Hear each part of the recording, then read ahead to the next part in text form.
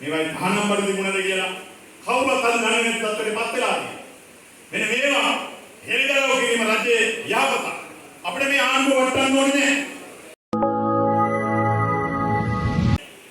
बासमती हाल गिनारे हाल container वल धमाला गिनारे के पालने करगन मियान गुड करीना वितरणे මේ हाल गिनारे का වැඩි ප්‍රමාණයක් ගේ වලට මිනිසුන් බලන්න ලැබෙන්නේ. ඒතකොට ගෙනල්ලා हाल ගෙනල්ලා මම ඉතින් උත්තර ප්‍රමාණයක් ගෙනා මගේ මතක හැදේ 2014 වගේ ගෙනා ඊට පස්සේ ගෙනාවේ නැහැ එහෙම ප්‍රමාණයක්.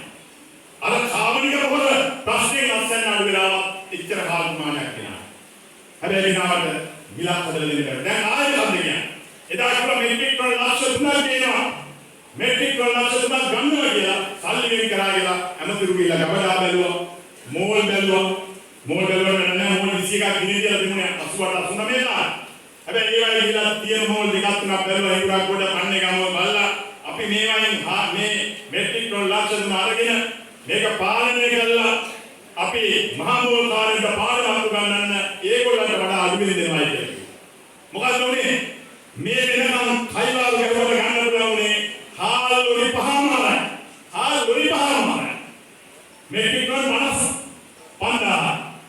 55 මෙට්‍රික් ටන් 55 හාල් කිලෝ 55 අපිට අපේ කුණු වලින් මේ ප්‍රමාණය කරලා ඉන්නේ. ඉතින් මේ මොකද ආණ්ඩුවක් මේ තරම සාර්ථක වෙන්නේ. වැඩ පිළිවෙලක් නැහැ, දැක්මක් නැහැ, කියවන්න පුළුවන්, වේදන කරන්න පුළුවන්, අඩුපාඩු පෙන්වන්න පුළුවන්, වැඩ කරන්න නැහැ. හාලවල වෙන්නට හතර සැරයක් තේරුම් කරලා තේරුමේදී ඔන්න දක්ෂතාවය. මම දැන් ලංකා ඉතිහාසයේ පළවෙනි වතාවට වෙන්නේ නැති එකම දෙයකට රජ ආයතනයක් දෙන්න හතරක්. ඒ හතරක් ඒක කරගන්න බැහැ. ඉතින් එහෙම හැම පැත්තකින්ම අසාර්ථක වෙමින් තමයි අද මේ ආණ්ඩුවට දකින්න ලැබෙන්නේ. දෙල්ලිය මොකක්ද අඩු කරා. බලන්න ලබන මාසෙ මොකද වෙන්නේ කියලා. ලබන මාසෙ වෙනකොට අනිවාර්යෙන්ම දෙල්ලිය වැඩි වෙනවා. මේ දෙල්ලිය අඩුනේ ඩොලර් එක අඩු වෙලා නේ. ලෝක වෙනකොට දෙල්ලිය අඩු වෙලා නෙමෙයි. මේ දෙල්ලිය අඩු වෙන්නේ මේ ඡන්දයේ හයින දෙන නිසා ඒකට ඡන්ද ලබාගෙන බලාපොරොත්තු වෙන එක අද මේ රටේ ජනතාව දන්නේ. ඒ වගේ විදුලි බිල බලන්න විදුලි බිල හරිනම් වැඩි වෙනවා. මේ ඡන්දේ පළවෙනි ප්‍රතිඵලය විදියට මේ රටේ ජනතාවට භුක්ති විඳින්නේ විදුලි බිල වැඩි වීම කියන එක මම පැහැදිලිව කියනවා. බලන්න ලියලා තියාගන්න. වැඩි දවසක් යන්නේ ඉස්සෙල්ලා විදුලි බල මණ්ඩලය නිවේදනය කරන විදුලි බිල වැඩි කරනවා කියන්නේ. ඒ වගේ මේ ආණ්ඩුවේ හැම පැත්තෙම බොරුව රජ කරනවා. ඒක අමාත්‍යවරයෙක් කැබිනට් අමාත්‍යවරයෙක් කියනවා ඩොලර් මිලියන 20යි වේගවල ගන්නකොට ආණ්ඩුවේ කියනවා. තවත් ඇමතිවරු කියනවා තෙල් පොලිම් නැත්තේ ගෑස් පොලිම් කියන වෙලාව තමයි ආණ්ඩුව බාරගත්තේ කියලා. ඒ බාරගත්තේ රනිල් වික්‍රමසිංහේ වෙලාව තමයි බාරගත්තේ. අපි තමයි ඒ ආණ්ඩුව මේ තත්ත්වෙ ඉඳන් ගෙනා ඩොලර් මිලියන 6000ක සංචිත ඉතුරු කරලා බැංකු පොලිය 109ට අඩු කරලා හැම පැත්තෙම ශක්තිමත් ආර්ථිකයක් හදලා තමයි මේ පාලනය බාර දුන්නේ. ඒක විවිධ විදිහට අර්ථ නිරූපණය කරන්න යනවා.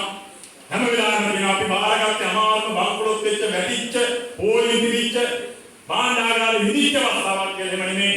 ශක්තිමත් භාණ්ඩාගාරයක් සහිතව මූල්‍ය ශක්තියක් සහිතව ඍණ වෙච්ච ආර්ථිකයේ ධනමට්ටමට ගෙනල්ලා ශක්තිමත් ආර්ථිකයක් එක්ක තමයි මේ ආණ්ඩුව මේගොල්ලෝ බාරගත්තේ.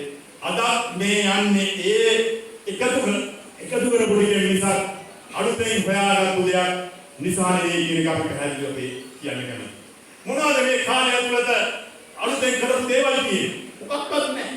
නිකන් ප්‍රදර්ශන කරා. දැන් පහුගිය කාලේ මතක ඇති මේ ගෝල් බේස් එකේ දැන් අද ගෝල් බේස් එකේ රැස්වීමක් තියෙනවද? හොඳයි. ගෝල් බේස් එකේ පළවෙනි දේ පටන් ගන්න ප්‍රදර්ශනයක් තියෙනවා. වාහන 300 ගණන් කරනවා. මොකද කිව්වේ? මේවායින් ලීටර් 3යි යන්නේ. ලීටර් 4යි යන්නේ අති සුඛෝපභෝගී වාහන. මේවා වෙන්දේසි කරලා පාසල් වදනවා කියලා කිව්වා. මේවා වෙන්දේසි කරලා පාසල් වදනවා කියලා කිව්වා. පොරේ හදු පාසල්. පොරේ දුරු වෙන්දේසි කසිකබල් වාහන 18ක් ටික අනිත් ඔක්කොම වාහන ටික දැන් පදිනවා. අනිත් ඔක්කොම වාහන පදිනවා. මේවා දිහා බලාගෙන වීඩියෝ දැම්ම සමහර කට්ටිය ළඟ ඉඳගෙන ඒවට කමෙන්ට්ස් දැම්මා. දැන් අද මොකද වෙලා තියෙන්නේ? කොහේ වහන වෙන්නේ?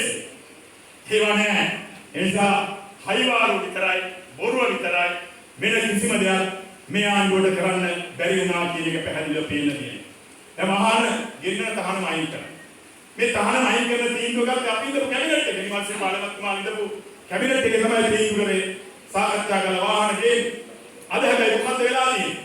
අර ලක්ෂ 12ට විස්කාර ගන්න ඉඳපු කට්ටියට දැන් මේ ගන්න වෙච්ච ගාන පිළිබඳව රටේ ජනතාව ගන්න. ඒ විතරක් නෙවෙයි ඒ ඇමතිවරු දැන් කියන එහෙම කිව්වෙත් නෑ.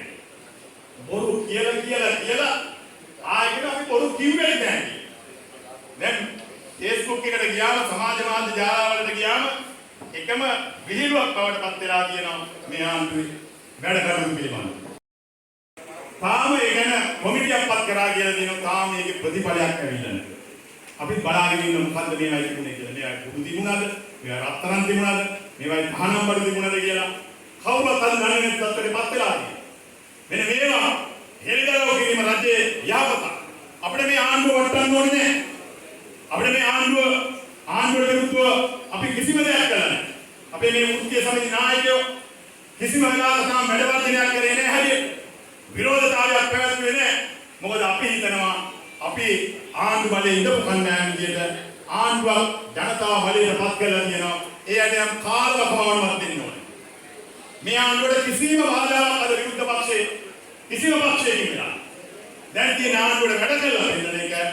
ඒ නිසා කයිවාල් ගහන්න නැතුව වැඩ කරන්න ඒගොල්ලෝ මහන්සියව තමයි වැඩ ගන්න කියන පණිවිඩයයි මම මේ අවස්ථාවේදී